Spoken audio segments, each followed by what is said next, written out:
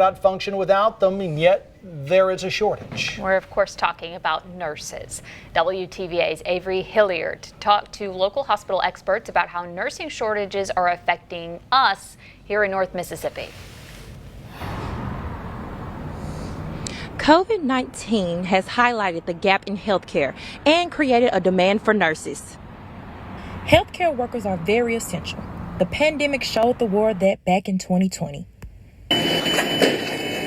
Local hospitals have noticed that the nationwide shortage is happening to them. With many businesses and organizations across the country, we have experienced shortages in our workforce, and healthcare has been no different. Kristen Long is the Associate Chief Nursing Officer at the North Mississippi Medical Center in Tupelo. Even though a shortage is here, she still stays positive. You know, sad but hopeful, because I know at the end of the day we will overcome this. Though the nurse shortage is still upon us, there is light at the end of the tunnel for Tupelo. I think our future is bright, especially for our organization, and that's mainly due to our community that supports us even through these tough times. And we have a lot of initiatives underway that are going to combat the shortages that we're feeling within our community in the different areas and within our organization. Long thanks the community for their support during COVID-19. Healthcare workers feel the support and they hope it continues in the future. Live in Tupelo, Avery Hilliard, WTVA 9 News.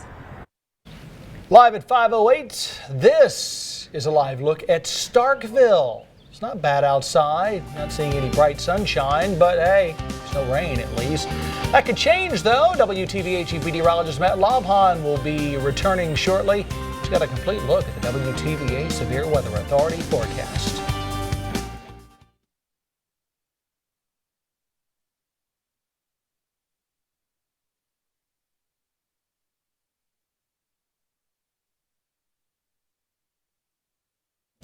Probably. Okay. Yeah. Let's go ahead and do that, and we'll get ready. We'll kind of as we go through the rest of it. Do you want me to get you paper, or do you say again? You can if you want to. It's 5:09. We might as well. I mean, I'm ready. It's just that's really early to hit.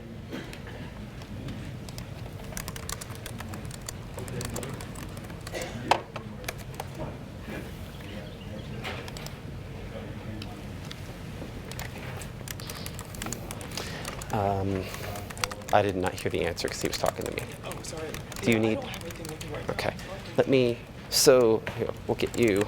Let's just go get some random paper. Thank you. Do you need lined paper, or do you work better with just like? Okay. Here, we'll just take this over there, and then we'll grab.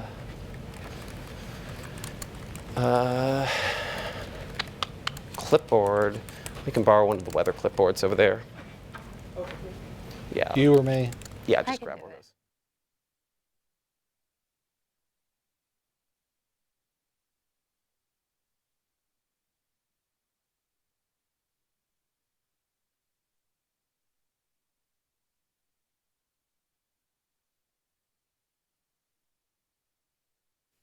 Now, your WTVA Severe Weather Authority forecast with Chief Meteorologist Matt Lobhan. Man, today nice and calm, a little cloudy, but man, the temperatures, you can't complain. No, can't. But what?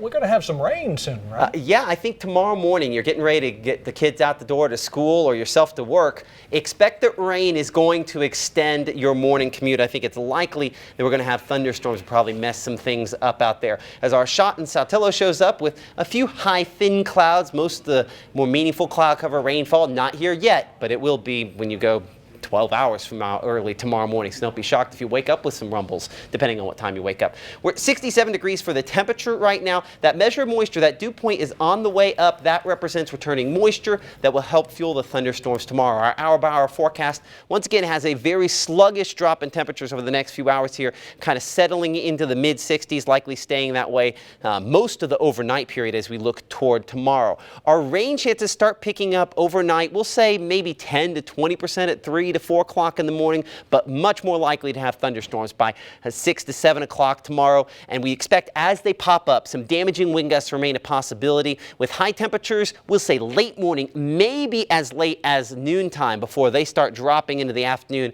Upper 50s kind of best case scenario, 3 p.m. and 40s into tomorrow evening. So as you head out the door tomorrow morning and head to work or school, it might seem counterintuitive, but take a jacket. You'll probably want it at the end of the day, or the kids definitely will as well.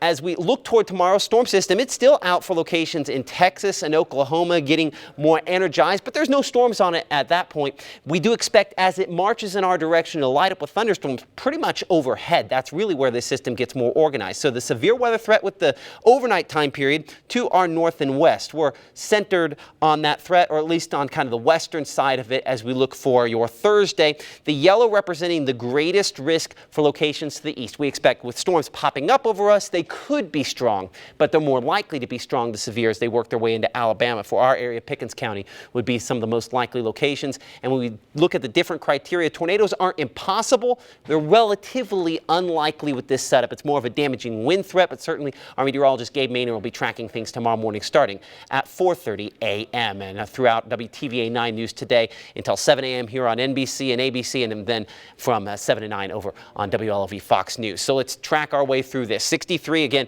slightly dropping temperatures overnight, but not much. As we start off at 4 o'clock tomorrow morning, storms remain fairly spotty in nature. They start picking up a little bit more by 5:30, but notice as we go towards 6:30 a.m., there they are, getting stronger back toward Fulton, toward Kosciuszko, probably Tupelo and Houston at that point. Intensifying a bit more by 7:30 and by around 7:45 to 8 o'clock, as you can see, becoming fairly widespread for locations such as Aberdeen, West Point, Columbus. And when we just even look at the wind gusts on where Storm Tracker's kind of estimating the strongest, it does have a spot there near West Point. Again, the positioning very relative when we look at models like this, but maybe up 50, 60 miles per hour. So are we expecting widespread severe weather? It's more likely maybe 1 or 2 reports of wind damage out there for early tomorrow. And certainly our chances are early. By 8:30, we're looking more Columbus.